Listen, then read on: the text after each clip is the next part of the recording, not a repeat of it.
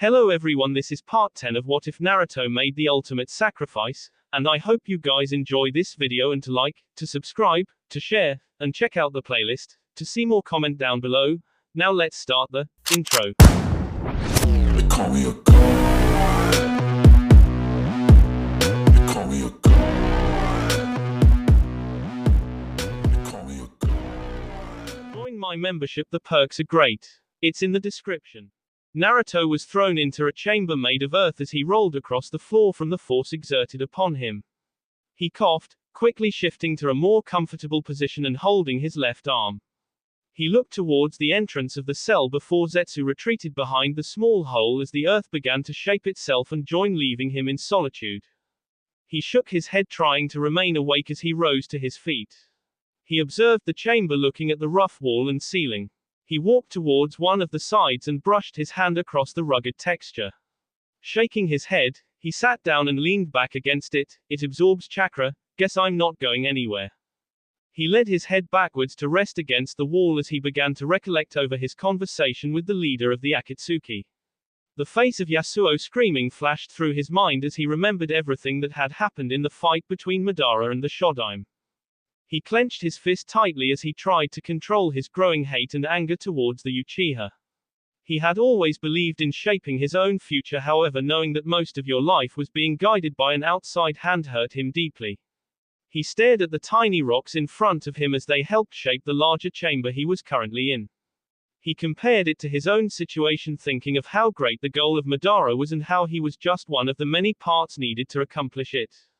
Naruto closed his eyes, sighing as he concentrated on creating a link with the demon fox inside him. QB. He waited patiently for a reply, and after a few minutes he received one. What do you want? Naruto remained calm as he asked his question. Did you know about this, about that statue? The QB's prideful voice echoed in his head. I have known about anima since my beginning. Naruto opened his eyes. What do you mean by beginning? The demon fox answered the blonde. The tailed beasts all had a beginning, it was him. Naruto understood the demon as his words flowed through his mind. You mean you were created from him? QB resumed. Anima wasn't always sealed, he used to rule over this pathetic plane of existence. You pitiful humans were his subjects and followed him like fools. Naruto shifted his left arm as he gritted his teeth, ignoring the throbbing pain. Then how was he sealed? QB had a feral grin across his furry face. The humans weren't happy with their lives and devised a plot without him knowing. At that time, the use of chakra and study into its powers was relatively new, and having seen what they became capable of when they used it, the humans believed they could defeat anima. Naruto undid the bandages across his right forearm, using them to wipe the dry bee from his face since the wound had been closed due to QB's healing abilities, and they did. QB licked his canines. No, they were S for the futile attempt they made. Naruto stopped wiping his face. Nani. Then how did he end up like this? QB continued in his booming voice. You can't hurt something which is invincible. Their failure taught those fools what they should have already known. The humans of that time then concentrated on chakra and its many uses and eventually learned how to seal items and objects. As they delved deeper, they began to hope again, thinking they could defeat anima by restricting his powers completely. This would also fail, but from this defeat they devised a plan which would succeed. Naruto threw his dirtied bandages to the hard floor before wiping the sweat from his forehead. What did they do? QB remained silent for a few moments before speaking. Due to the enormity of anima's power, they knew they couldn't completely seal it away, but simply breaking it up so it was mildly controlled was possible. The seal masters of that time used 9 animals to each bear part of his power. But due to the volatile sealing process, the chakra wasn't evenly split, and some of the containers received a lot more chakra and abilities than others. Naruto's eyes widened in recognition. You were one of the containers, the one who received the most power. QB's voice reverberated through the blonde's mind. I ended up receiving half of anima's power and chakra, with the other half residing within the 8 other tailed beasts. There were different effects across all the containers. Some were just like animals yet more powerful, and others inherited the cunningness of anima also. The humans thought that they could eat us and use us to their will. In return for their ambitions, I gave them deaths. Naruto sighed as he knew of the demon's thirst for B. What about you and Madara? QB continued. He was one of many that challenged me. After having killed a few of their kind, I grew suspicious of why they so relentlessly pursued my power. I discovered the gift they had received from Anima and took pleasure in killing every one of them weaklings. However, Uchiha Madara was different from those who had come before him. He had already sealed the other 8 before he came to challenge me. Such a power shouldn't have been within his hands. Even so, he was still no match for me and I nearly killed him, but he managed to escape. Years later, I was once again challenged by 2, but they also ran. I pursued them since cowards are the most pathetic kind of humans and it is dishonorable to run from a battle. Naruto listened absorbedly, but when you got to Konoha, you forgot about them and decided to destroy the village instead. Kyuubi grew angry as he heard the genin, "Fool, I never forget those who dishonor me." The reason why I took priority in destroying the village is because it happened to be the Uchiha's nesting ground. I decided to finish him off once and for all along with all the other unworthy humans. Naruto shook his head. You knew Madara was alive, didn't you? Kyuubi responded, when you came to me on your knees and begging for help. You informed of the Akatsuki's goal to obtain all the Beiyu. I had my suspicions then, that he might still be alive since I didn't deal the final blow to him. Naruto laughed as he realized a similarity in between his and the demon's goals. You're fighting your destiny, that's why you agreed to our pact. The Kyuubi remained silent before speaking in a menacing tone. Don't underestimate me, disable the link, you've outstayed your welcome. Naruto complied with the commanding order from the demon within him as he finished their mental link with each other. He looked at his left forearm before slowly undoing the bandages around it. As he let the last of the white cloth move from his skin, it revealed the intricate seal behind it. He sighed as he realized what he would have to do. He thought of all his friends and his soon-to-be-born child. He shook his head smiling. Tomorrow, I'll end this. He didn't have time to contemplate any further as he heard the wall across him stir before it moved to a side and revealed the figure behind it.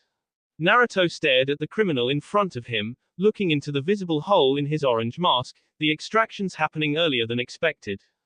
Toby walked into the chamber as he observed the chaotic state of the blonde. There isn't going to be an extraction.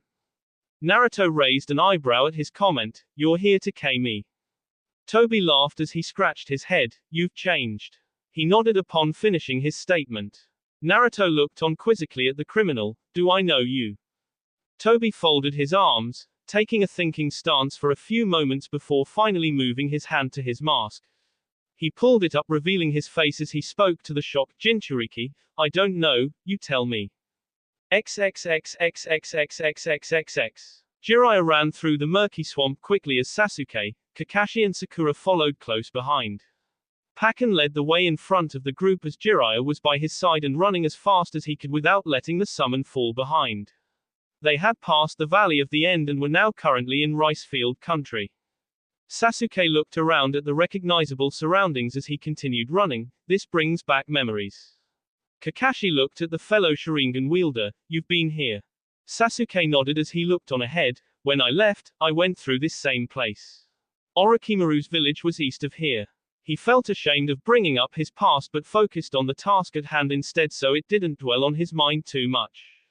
Jiraiya listened to the two shinobi as he swiftly jumped across the large leaves in the muddy river in order to cross it. We're heading north and from what it looks like, right past the border.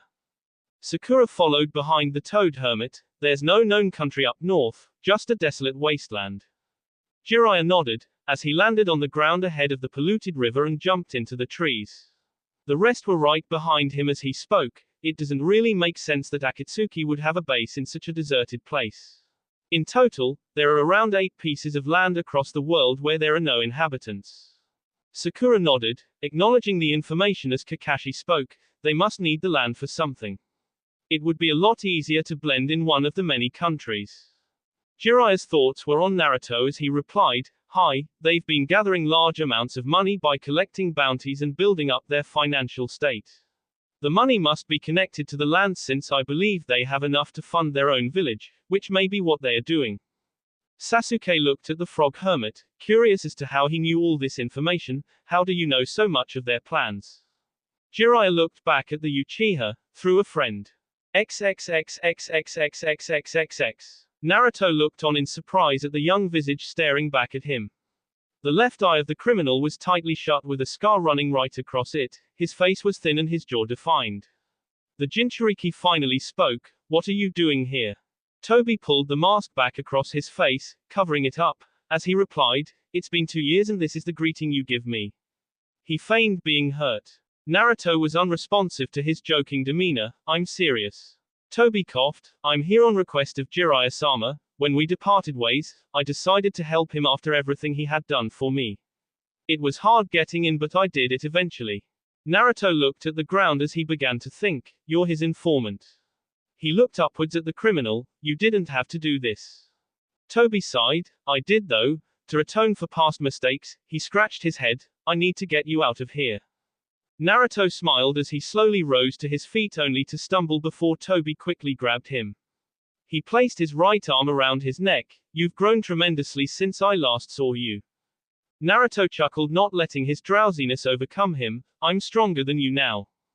Toby laughed at the comment but instantly stopped as he felt another presence.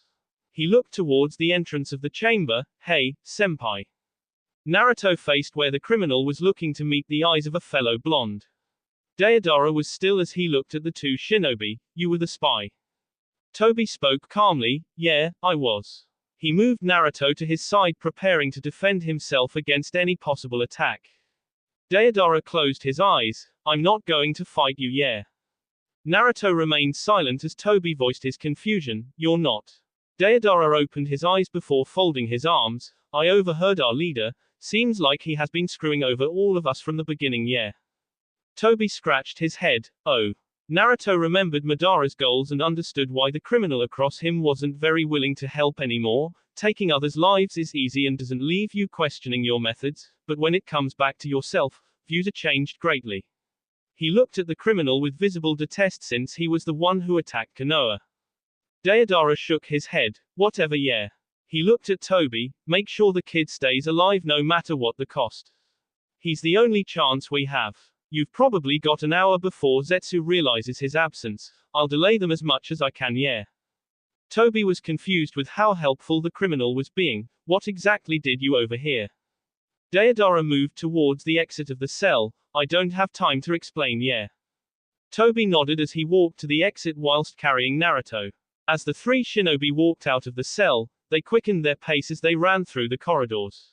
Naruto looked at the corridors which had technological equipment implanted into the walls and ground surrounded by earth. As they exited the cave, his eyes widened as he saw the sight in front of him. He was in a large city with towering buildings which looked a lot more advanced than any other village he had seen. The sun was rising in the distance as the lights on the various buildings began to switch off. He looked to his left at the masterful statue carved which was sticking out of the wall of rock. We were in a mountain. Toby nodded as he swiftly began to run following Deidara. Yeah, this city was built from that mountain outwards. We were told it was being built as a sort of haven for mercenaries who would help us start wars. Deidara scoffed as he heard the black-haired Akatsuki. It was all BS, yeah. Toby didn't bother asking what the real reason was since he figured he could question Naruto on the way. As they ran through the city, Deidara stopped before facing the other two shinobi. This is where we part ways, yeah. The blonde criminal began to check through his clay as Toby spoke for the final time. For what it's worth, it's been fun. Toby took off with Naruto as Deidara formed a sculpture of a bird. Yeah, it has. He pushed some chakra into the miniature sculpture before it transformed into a larger bird. Ignoring the smoke, he jumped onto his transport as it took off into the air. He looked at the rising sun in the distance before he flew over the city. He saw the figures of Naruto and Toby vanishing in the distance as he turned to look over the city below. My greatest masterpiece. He flew towards the statue carved into the mountain, forming one of his explosive artworks and throwing it into the open mouth. Seconds later, an explosion occurred as the head of the statue was blown off, causing parts of it to be thrown in multiple directions. Deidara began to laugh. How's that for a bang? He keenly observed the exit of the cave at the side of the mountain, waiting for any signs of movement. Come on, yeah. Looking for me. The voice caused the criminal to swerve on his bird and create some distance as he looked towards the statue he had decimated moments before. Where the head used to be was now the body of Zetsu. Deidara smirked. And one other, yeah. Zetsu slowly exposed himself from the statue so his figure was clearly visible. Why are you destroying things? His face remained expressionless. Deodara flew with his transport before coming to a halt across Zetsu. Don't act clueless. You're the one who's been helping that old freak, yeah. Zetsu looked at the angry shinobi. We're all working towards a common cause. Deodara laughed. I overheard him talking. There never was a common cause, yeah. Zetsu tilted his head to the side slightly. You've done something which you're going to regret. Deodara spitted towards the ground. The only thing I regret is letting myself be convinced to join this damn organization by you, yeah. Zetsu's dark side spoke as his face showed no signs of change contrary to the sound of his voice. Allow me to end that regret. Before the two began to fight, Deodara's attention was diverted towards the bottom of the mountain as a seething Uchiha stood glaring at him. Madara had been disturbed from his recovery as he heard the explosion go off. He instantly headed to the source wanting to end any problems since he was now so close to his goals. He looked at Deodara, aware of the betrayal. You dare defy me. Zetsu spoke to the leader of Akatsuki, Madara-sama, I can handle this. You should go ahead and retrieve the Jinchuriki. Madara looked at his loyal subordinate. There was a spy. Zetsu looked at Deodara, answering the Uchiha's question. It was Tobi. Madara closed his eyes, controlling his building fury before he began to run. Deodara noticed the sudden movement before throwing one his clay bombs in the path of the Uchiha and causing him to jump out of the way of the explosion. Deodara's transport swerved before flying over Madara and stopping in his path. The art-appreciating criminal addressed the orange-haired criminal. You're not going anywhere, yeah. Madara stared at the criminal flying in the sky. The black circles in his crimson eyes began to swirl before forming the Sharingan. He spoke in an intimidating and fuming tone. You will do a painful D. Madara stared at the flying blonde as he clenched his fist. Deodara smirked as he prepared an explosive discreetly. I'm not going to D from your ancient yeah. He could see his words were just fueling the Uchiha's already fiery temper. Swerving on his transport, he threw his clay explosive at the Sharingan wielder. Madara smirked as he shook his head before jumping out of the way and avoiding the ensuing explosion. He ran to the nearest building before beginning to vertically scale its walls as Deodara threw two more explosives at the leader of the Akatsuki. Madara retrieved two kunai from his torn cloak as he flung them at the incoming explosives. The blunt end of the weapons connected, sending the explosives to the base of the tower. Deodara was slightly surprised at the skill displayed as the resulting explosion of Madara's actions toppled the large building as it began to fall towards the blonde criminal. Madara moved around the collapsing tower before running across it swiftly and gaining distance on Deodara. The blonde criminal was quick to realize his plan as he formed another two of his explosive artworks before flinging them near the end of the tower and destroying it. Madara continued his advance, disregarding the fact that there was no path left for him to run across. He jumped off the tower before landing on the newly destroyed piece before taking off again directly towards the missing nin in the sky. Deodara turned on his transport to gain some more distance, but Madara rapidly formed hand seals before shouting, Kaiten Kiryu Enden. Placing his right hand in front of his mouth to control his attack, he shot a large flame in the shape of a dragon directly towards his opponent's transport. Deodara was taken by surprise at the sudden action as the large bird of clay was engulfed in flames from the Uchiha's technique. The heat intensified as his transport slowly began its descent to the ground with him in the middle of the flaming bird. He formed another small bird sculpture before throwing it high into the air. A large smoke cloud enveloped the area as Deodara launched himself from the midst of danger to his newly formed transport. Madara was falling to the ground as he saw the blonde inching closer to his new bird of clay. He withdrew two shuriken before throwing them hardly at his former subordinate. Deodara clasped the ankle of his transport as he turned to see the two shuriken approaching him. He flipped from underneath the bird to land on top, avoiding one shuriken but moving into the path of the other one. He did a last-second twist as the shuriken grazed his ribs before he landed on top of his transport. Madara spat towards the ground before he reached into his ragged cloak and pulled out a sharp wire. He tied part of it to his wrist before attaching the other end to a kunai and throwing it at the moving target in the sky. Deodara continued flying before he ducked as Zetsu flew over him, failing to kick him as he had planned.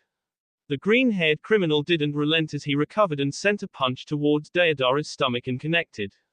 The blonde recoiled as he felt the devastating blow simultaneously forming a clay explosive.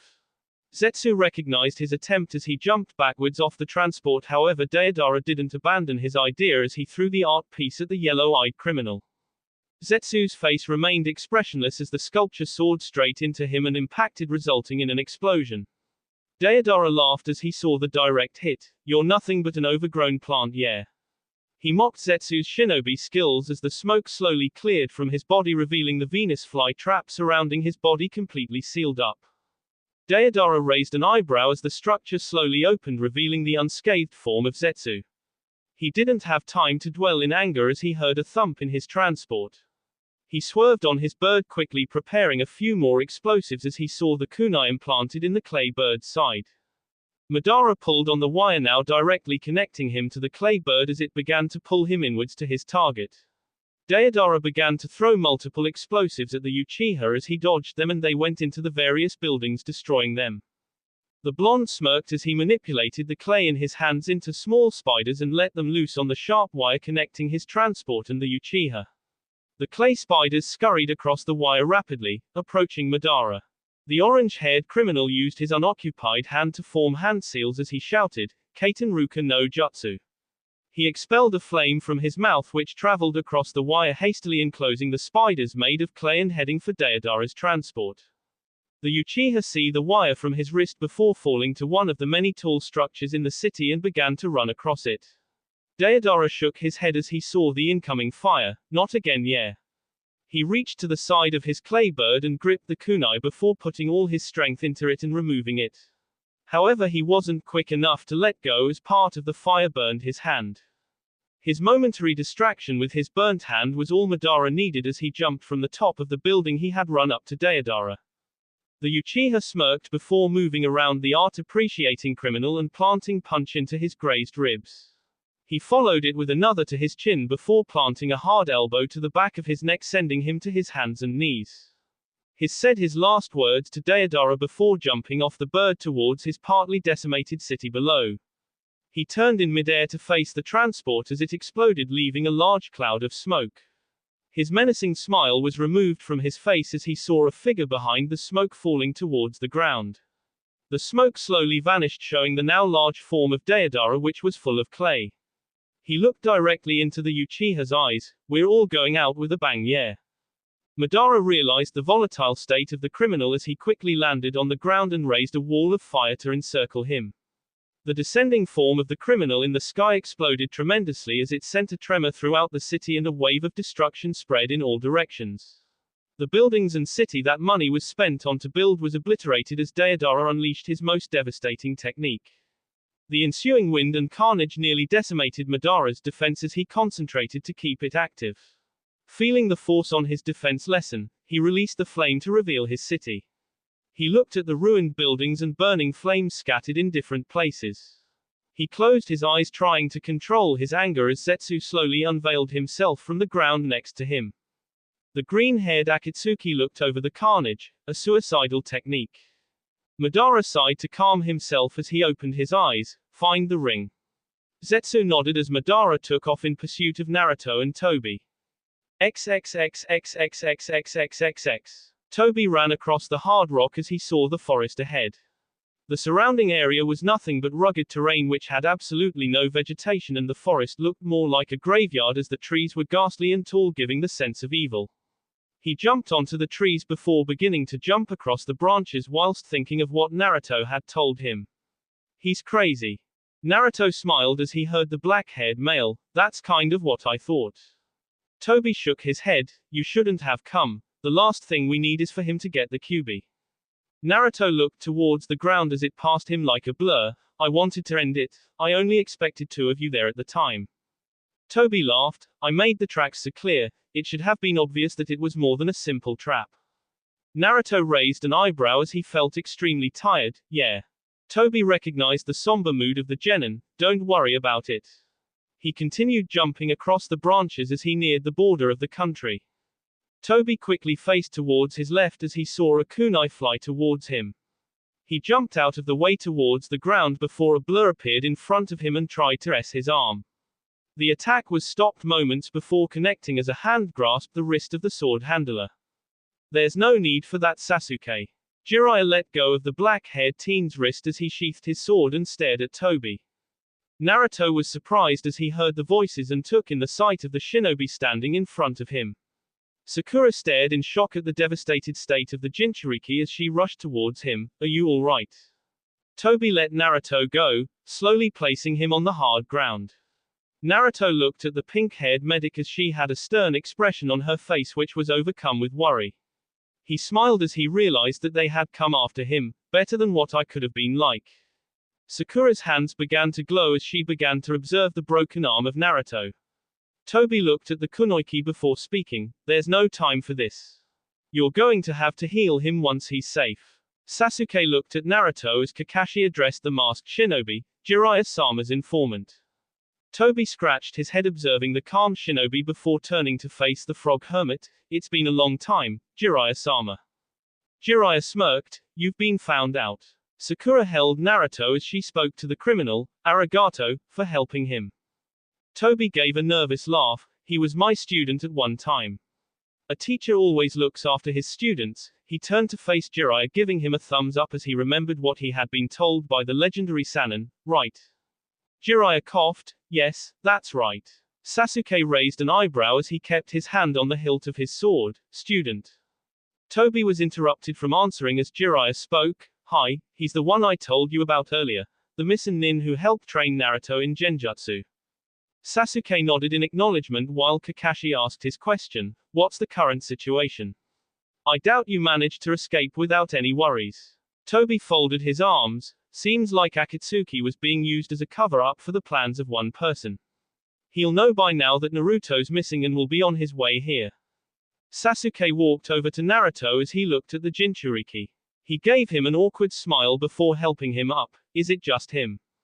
Toby shook his head. There are two of them and Deidara can't hold them off for long. Zetsu alone would be trouble for him. Jiraiya thought over what he had been told. So you're being helped by another one of Akatsuki. Toby scratched his head. Yeah, only problem is that there's another Akatsuki but I'm not sure what side she's on. Naruto looked in the direction of Toby as he heard him. Did she have blue hair? The black-haired Akatsuki nodded. You saw her. Naruto put his right arm around Sakura to support himself better. She's already D. The others remained silent as Toby answered him. Oh, I kind of liked her. Jiraiya ran a hand through his hair. You like everyone, time to get going. Kakashi looked at Pakken who had remained quiet through the conversation. We can take it from here. The dog raised his paw before disappearing in a plume of smoke. Jiraiya walked over to Naruto before taking him off Sakura and supporting him. Team 7 took off into the trees as did Jiraiya with the Jinchuriki on his back. However, as he landed on the branch he stopped, looking back at Toby who was still on the ground. Let's go. Toby stayed quiet for a few moments before speaking. You go ahead, I'm going to try and delay them as much as I can. Naruto's eyes widened. Nani. You're going to get K, stop being stupid and let's go. Toby began laughing as he heard the words of the genin. I didn't think I'd ever hear you say something like that. He sighed before showing him the ring on his hand. He needs this. If I'm with you, there's no way he's going to stop chasing you. But if I can delay him long enough then he's probably going to head back. He stared at Naruto. With only two of them, I doubt they can extract the QB before the Beiyu are released. He's just going to K you to get rid of it. I need to buy you enough time to get to Fire Country. Naruto sighed. We'll worry about that later. Jiraiya stopped the blonde from continuing. He's right. Naruto looked at his mentor with a disbelieving look. Have you forgotten about his own struggle, Naruto? Naruto was left speechless as he heard the frog hermit. Jiraiya closed his eyes. This is his way of making up for his past. He opened his eyes to look at his companion. Hopefully your heart is a lot lighter than before. Everything you've done to help me and Naruto, you have my deepest gratitude. Naruto had sorrowful look in his eyes before he smiled at the black-haired male. Arigato, Nisan. Jiraiya took off leaving a stunned Toby as he heard Naruto's words. He turned around before sitting on the ground. He had a smile across his face behind his mask as he spoke in a whisper. I owe you both a lot more, for giving me a family. Flashback. Naruto struggled to read his scroll as he scratched his head. The sun had set long ago as the sky twinkled with stars. He was seated on a log a few feet away from a bright fire. Across him was Toby, who was messing around with something in his hands. A couple of meters away from them was Jiraiya, who was giggling every few minutes whilst writing up the final version of his latest Ika Ika novel. The Jinchuriki let out a heavy sigh. You suck at writing up explanations and I can't understand this well. You could help, you know. Toby looked up from the half-complete sculpture in his hands. I do. I liked my explanation. It took me nearly a day to write it up the way I wanted it. Naruto threw the scroll to the ground. I learn better the practical way. Toby laughed. Don't we all? It's better you learn from a scroll. It might help you in the future if you learn such a skill now. He gave a big smile when he finished. Naruto observed the weird object in his hands. What's that? Toby held up the deformed piece of art. It's going to be my mask. I've got this whole new idea for my genjutsu. I'll use it to manipulate people's actions and they won't even know. As soon as you look at it, you're caught. Naruto raised an eyebrow. Why would someone want to look at that crap? Toby coughed. That's not nice. I'm not finished yet. Naruto fell off his log backwards as he landed on the grass behind him and stared at the stars. The minutes passed by as he thought of useless things before he spoke. Why did you run away from Kasagakure? Jiraiya stopped writing as he looked up from his book. He turned to face Toby, who was visibly a little shaken. You don't have to say anything. Toby shook his head. It's okay. He placed his unfinished mask on the ground as he began to speak. I've never known my parents. I was abandoned at birth. Naruto winced as he heard him since he never knew of his parents either. Toby rested his elbows on his knees before resuming. Since I had no guardian, the leader of our village was free to decide my fate. I was taken in by him and by the time I turned 3, I was being taught how to become a shinobi. It wasn't much of a life really. They trained me to become the leader of their new shinobi unit who would carry out only the hardest of missions. I took over 4 years ago when I was 14. We were sent on a lot of missions to get rid of unwanted people, and my most recent mission was to assassinate the feudal lord of Earth Country. Naruto sat up as he looked at the missing nin. Your last mission? Toby nodded. I got inside his compound with relative ease, but when I found him, I couldn't do it. He looked at Naruto with visible sorrow in his eyes. I saw him playing with his daughter. She was so happy. I didn't want to take that happiness away from her. He looked at the ground. I know what it feels like to be alone and have no family. I didn't want to be responsible for making someone else feel the way I did. Naruto's insides panged with familiarity. You ran away after that. The black-haired male resumed. It made me question everything I've been doing. I wanted to quit as a shinobi, but I wasn't allowed to because of all the effort they spent on me. I ran away, but they sent hunter nins after me. I ended up killing them, those who were my comrades at one time. He put his hands under his chin. I lost my eye in that battle, and a day later I met you. End flashback. Toby stopped reminiscing as he looked upwards at a branch whereupon stood the leader of Akatsuki. He rose to his feet. I was beginning to wonder whether Deidara had actually managed to finish you off. He laughed as he finished. Madara looked around before once again settling his eyes on the former Akatsuki. The Uzumaki is gone. Trying to buy time, are you? Toby grabbed his Akatsuki cloak before throwing it towards the ground. Your ideals of what a shinobi must be, it goes against everything I believe in. I won't let you harm Naruto. Madara began to laugh as he heard the courageous words of the black-haired male. Do you think you can stop me? Toby got into a battle stance as he spread his legs and put out his hands. No, but it doesn't hurt to try. Madara shook his head as he jumped onto the ground. I'll make this quick. Toby didn't respond, instead, instantly disappearing from his location and landing a swift blow into Madara's stomach. The Uchiha stood in shock as the pain flowed through his body, not understanding how he had been taken off guard. He grabbed Toby's arm, but the former Akatsuki quickly swept his feet from under him before spinning and landing an axe kick into his shoulder. Madara gritted his teeth as he tried to understand how his movements were being anticipated. The Sharingan wielder blocked the next attack with his elbows as Toby tried to stamp him into the ground. Putting all his strength into his arms, he pushed the black-haired male away before jumping back onto his feet and gaining some distance. Madara curiously observed Toby with his Sharingan eyes as he realized the significance of the mask he was wearing. Genjutsu, but I can't cancel it. Toby scratched his head. It's great, isn't it? Hasn't failed me once.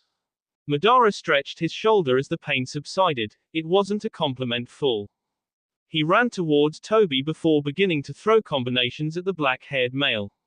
Using his mind-reading abilities, he anticipated Toby's next move as he raised his knee to meet the ducking criminal. However, Toby put out his forearms to block the attack before pushing him away. Toby began to laugh as he folded his arms. My genjutsu helps me manipulate my opponent's attacks to a certain degree. You're not going to beat me in taijutsu.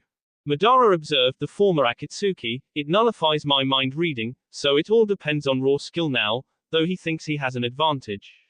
Madara smirked. You're annoying. He jumped towards Toby, attempting to land a kick at his head as the criminal blocked it with his arm. Not relenting, he twisted upside down, supporting himself with his hands before beginning to spin around and attempt to land multiple kicks. Toby slowly backed away whilst blocking before Madara let go and planted 2 hard punches into his stomach, followed by a swift kick into his neck. He turned his position upright before throwing an elbow into his ribs and then grabbing him by his collar and flinging him towards one of the trees. Toby soared through the air before he gained control of his flight and landed on the ground and began to spin rapidly. The ground began to shake as he s his foot into it, making lots of large rocks rise into the air. Monosugoi Danmaku.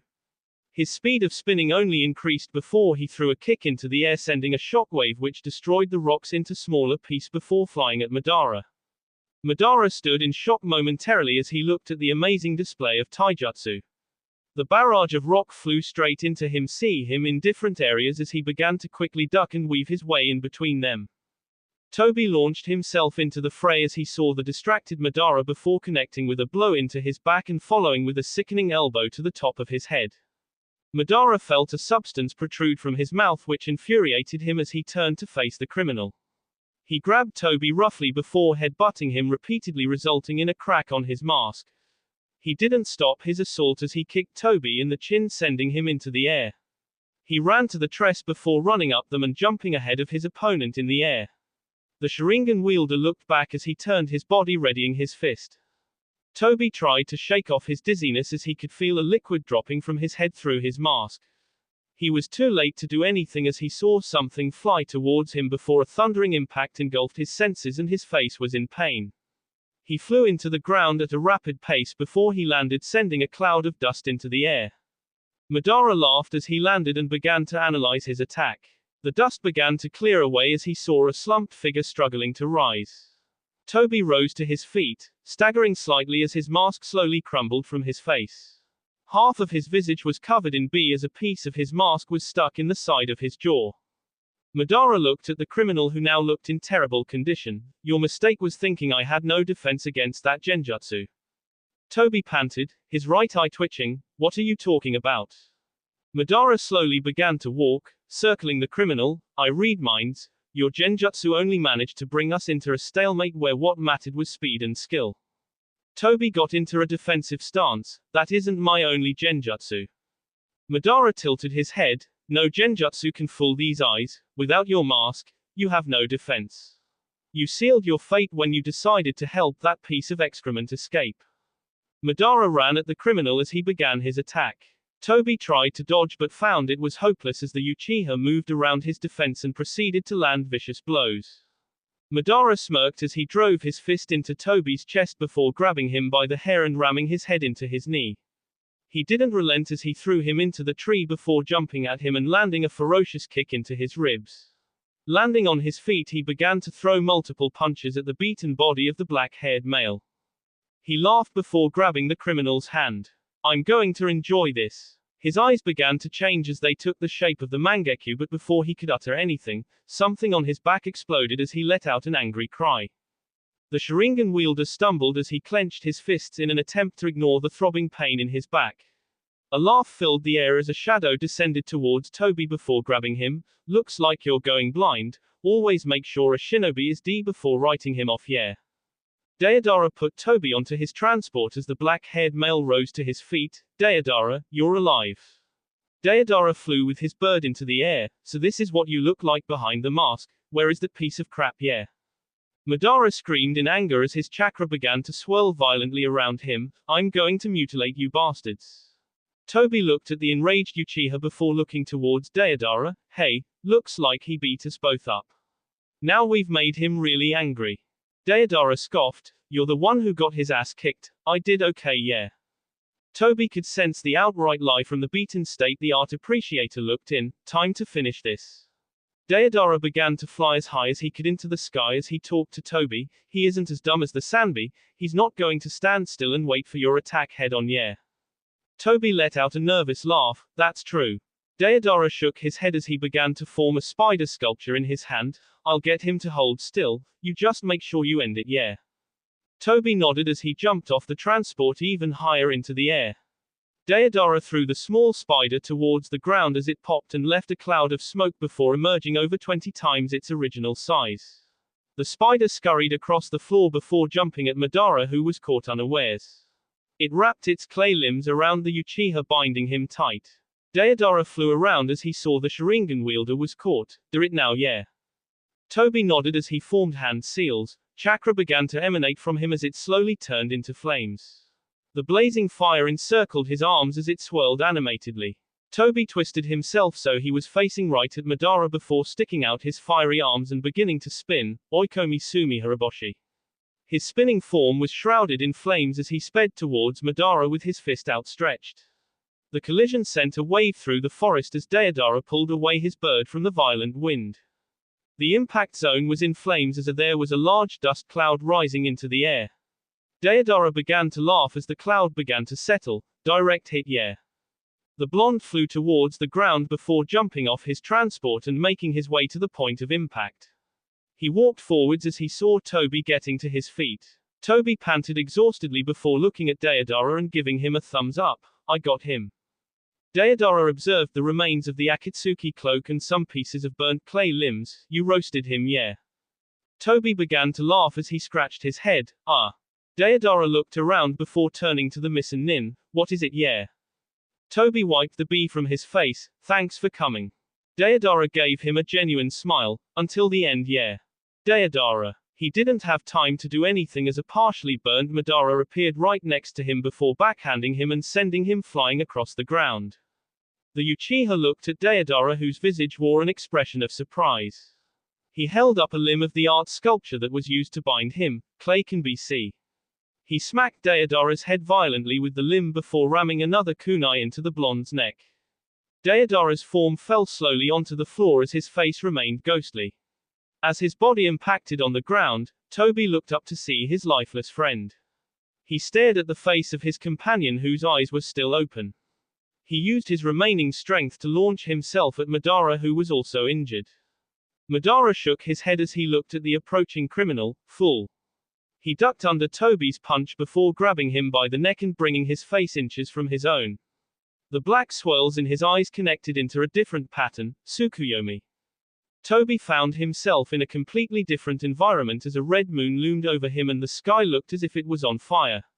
He looked down at himself to find that he was bound by chains which prevented him from moving. Madara walked towards the criminal. My ultimate genjutsu, you're going to suffer for all the trouble you've caused me. The flames in the sky rushed towards Toby as they engulfed him and began to peel away his skin and then his muscles.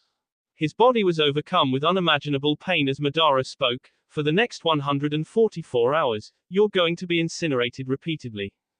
Toby coughed as the pain was too much to bear. He found his voice incapable of escaping his mouth as he tried to scream to somehow ease the tormenting feeling. He knew that he wouldn't survive as his mind drifted to his most precious memory. Flashback. Naruto fell onto his knees as he panted. His whole body was covered in sweat and his arms were visibly bruised. Toby looked at the blonde whom he had been having a sparring match with. We'll take a break. Naruto sighed appreciatively before falling on his back and inhaling as much of the fresh air as he could. Toby laughed as he saw the Jinchuriki. I thought you never gave up. He scratched his head as his face took on a serious look of contemplation. He walked towards his unfinished mask before sitting down and beginning to work on it. Naruto stared at the bright blue sky as the sun shone brilliantly. I've come close. Toby raised his eyebrow as he heard the Jinchuriki. What do you mean? Naruto coughed as he sat up. It's nothing. Silence loomed over the two as Toby continued working on his mask while Naruto looked at the clouds. The Jinchuriki calmly spoke, about what you said a couple of weeks ago. Toby stopped putting the finishing touches on his mask. Yeah. Naruto ran a hand through his hair. I've never had a family either. Toby put down his mask as he heard the genin. I know, and I also know about Akatsuki and Orochimaru. Naruto faced the one-eyed missing nin. Ero Sennin told you, huh? Toby nodded. Everything. Naruto laughed. I guess we're kind of the same. Toby grinned before putting his hand on his chin. Kind of. Naruto stood up as he stretched his arms. As long as me and Ero Sennin are alive, you have a family. Toby's visage changed as the grin vanished and he looked at the blonde. Why do you say that? Naruto folded his arms. Because you know the same pain as me, and over the last few weeks, it really does seem like we've all become a family. Toby rose from his seat as he walked over to the blonde. He placed his hand on the Jinchuriki's shoulder. Arigato. Naruto scratched his head. Hey, I'm actually not sure what it means to have a family, but I think it means you must be willing to fight for them with your life, something along those lines. Toby gave a laugh as he felt peaceful inside from receiving the genin's acceptance. Well, since I'm older than you, that means I'm your niece and right. Naruto jumped back and got into a fighting stance. You're too stupid to be my niece-san, also I'm stronger than you, so how would it make sense? Toby laughed as he prepared to begin fighting. I'm the one who's teaching you. Wait, when did you become stronger than me? End flashback. Arigato, niece-san. As Naruto's words flowed through his collapsing mind, Toby managed to put on a final smile before the last thing he would ever think came to him.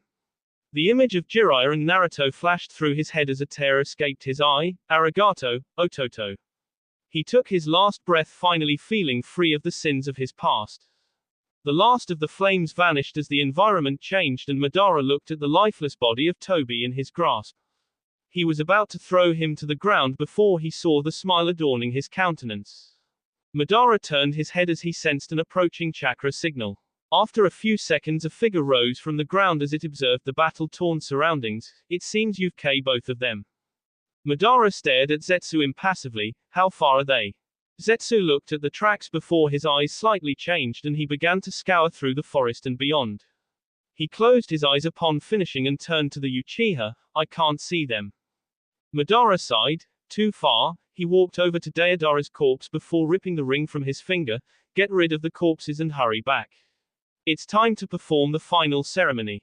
XXXXXXXXXXX. Jiraiya looked on as he jumped through the lush green trees in the forest outside of Konoha.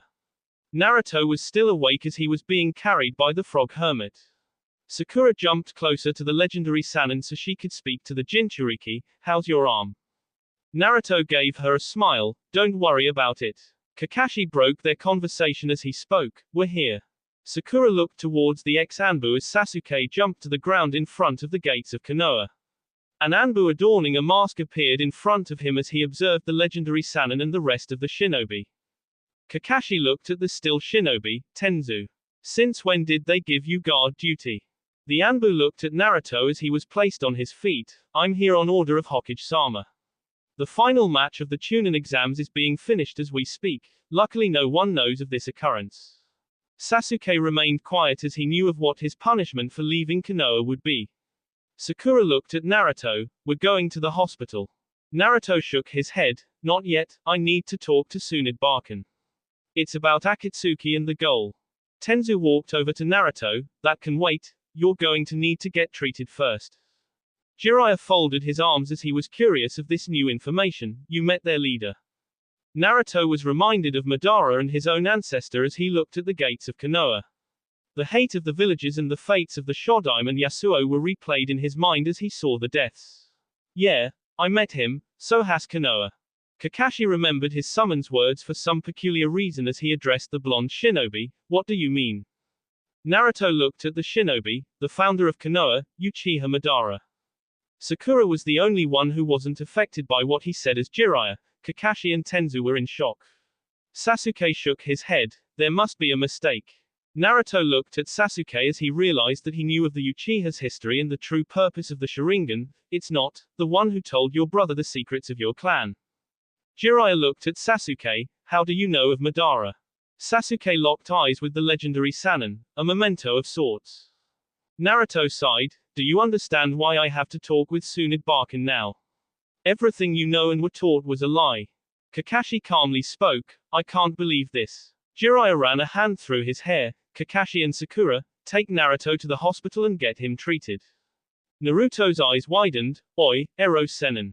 Jiraiya turned away from him. I'll let her know of this new development. Your health comes first. He turned to Sasuke, come with me, you seem to know a lot more than you let on. Sasuke nodded as he took off with the frog hermit while Kakashi turned to Naruto, we should get going as well. The white-haired Junin walked over to Naruto as he supported him, however before he took off, Naruto stopped him. The Jinchuriki looked back in the direction from which they had come as he remembered the visage of Toby. He tried to hold his tears back as he realized what must have happened. Closing his eyes, the tears still managed to seep through as one thought ran through his mind. You're free now, Nissan. Now translation. Monosugoi Danmaku, Shattered Barrage, original. Oikomi Sumi Haraboshi, Final Atonement, original. Tsukuyomi, God of the Moon. That will be all for this video. Be sure to like, subscribe, share, and comment down below for more videos. Goodbye.